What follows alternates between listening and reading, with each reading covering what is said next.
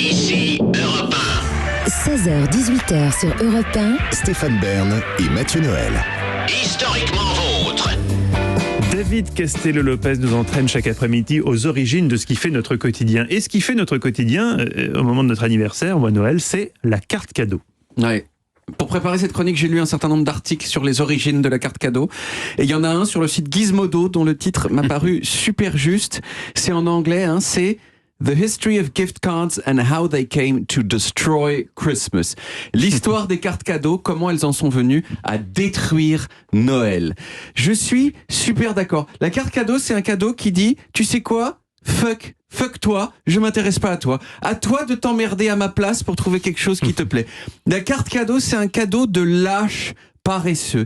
Et c'est même un petit peu pire que ça, en fait, parce que c'est un cadeau de lâche paresseux qui ne s'assume pas. Parce que si vraiment on n'a pas envie de s'emmerder, on offre de l'argent.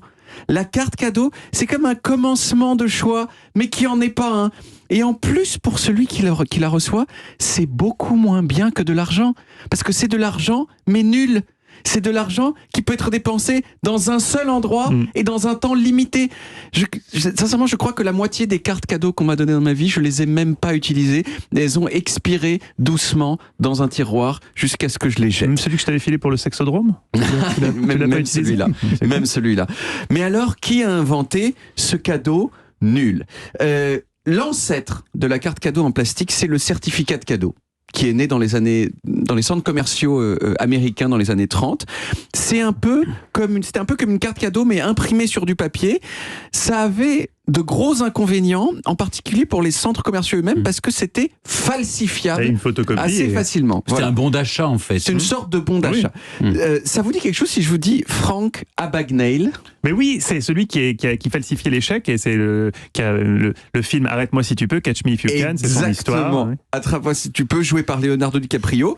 Donc c'était un entourloupeur de génie, ce monsieur, un monsieur vrai, qui s'est fait pour passer pour plein de gens différents. Et en 2002, il a écrit un livre qui s'appelle L'art de la fraude, et dans lequel il raconte notamment la facilité avec lesquelles les certificats de cadeaux étaient falsifiés et utilisés dans les centres commerciaux.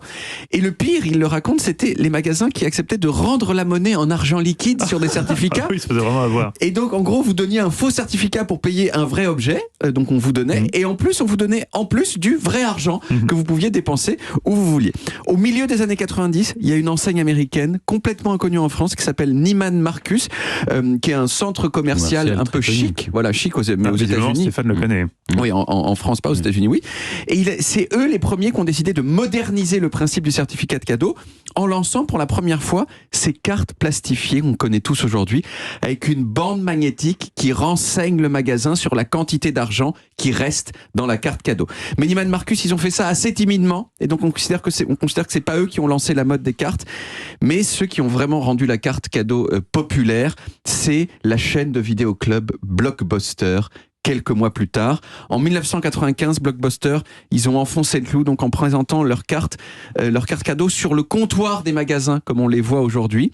Et ça a été un succès immédiat, entre autres grâce aux publicités qui passaient à la télévision et qui disaient « 'Tis better to give than return. 'Tis better to give than return ».